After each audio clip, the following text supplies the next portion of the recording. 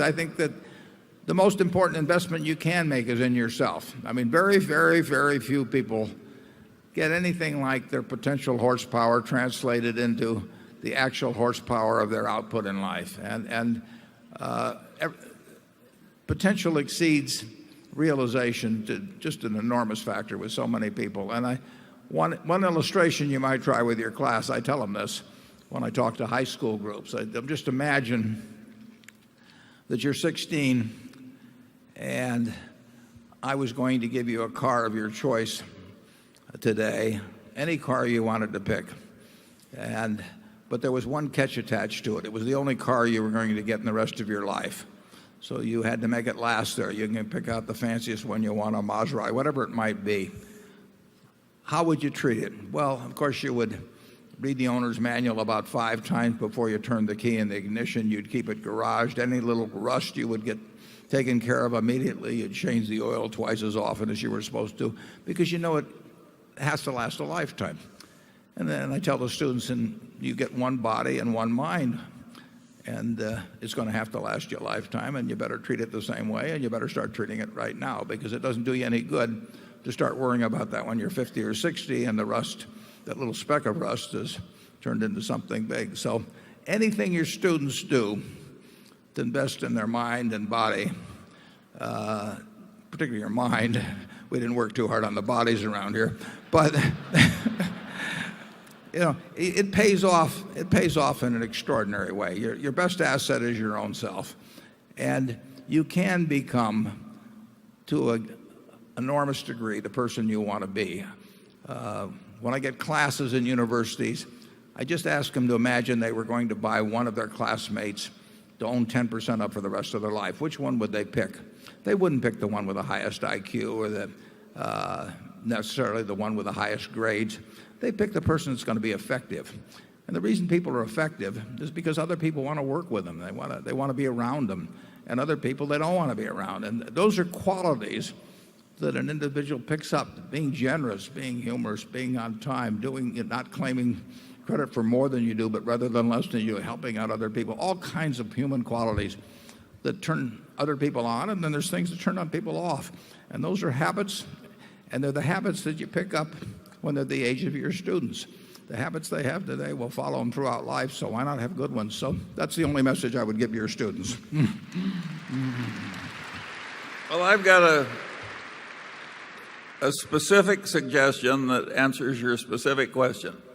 I would add to that extensive repertoire of yours by teaching them to avoid being manipulated to their disadvantage by vendors and by lenders, using the standard tricks of the vendor and lender trade.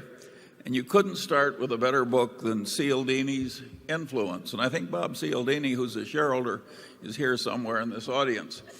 And so I have a new textbook that I suggest you add to your class, which is Cialdini's Influence. And he's just got a new book that's coming out and for sale in Omaha today, I think, for the first time. And that's called Yes. So here's 2 books that I suggest you add to your class. Okay. Let's go to number 9. Americans at the individual, municipal, state, and federal levels historically do not save. On the other hand, Asians save approximately 40% of their income.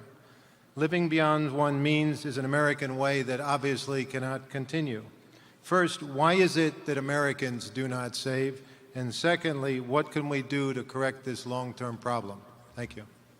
Yeah, well, certainly the savings rate in this country has fallen significantly and may even be negative, although it does seem to me that the value of the country in real terms, I think, does increase quite significantly decade to decade. So I'm not sure exactly how it happens without savings, but it does seem to me that this country as a whole is worth considerably more than it was 10 or 20 or 30 or 40 years ago in real terms. So something good has happened.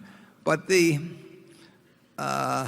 propensity to save, it almost seems innate in at least the great majority of cases. I mean, we've got our friend from Florida teaching children to save, and I think that has some impact.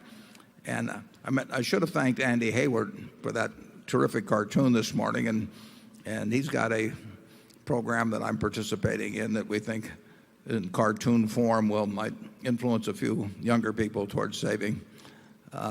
If you own Berkshire stock, you're automatically saving because we retain earnings, and your indirect interest in those retained earnings is a form of saving. So you can spend every dollar of your income that comes in the other way, and if you own Berkshire, you are net saving, which is a practice I've now been following for 43 years, sometimes in my family's consternation. I don't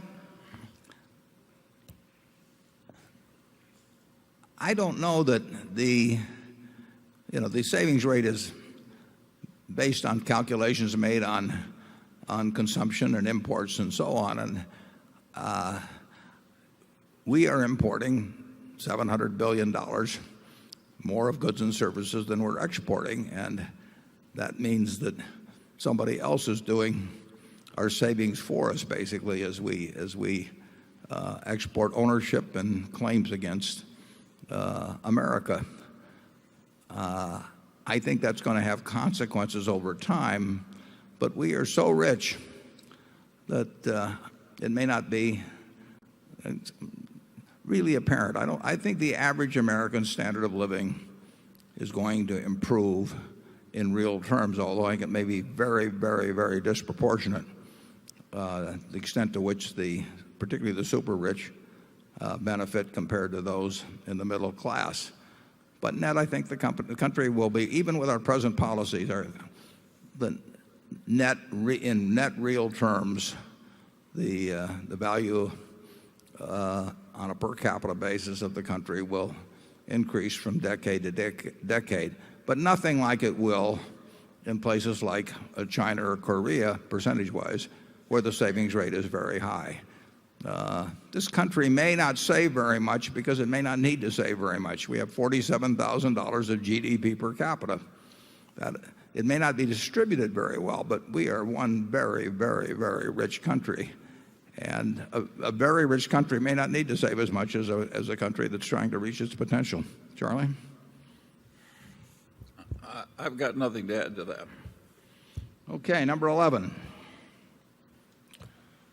I think everything that's gone on today regarding finance and economics has to do with our Constitution, which was really based upon property rights and contract rights. Do you have a question, though, or not? Yes, sir. Yeah, okay. Well, no, I don't. I sort of suspected that. Yeah, that's really it. Okay, well, thank you. We'll go on to number 3.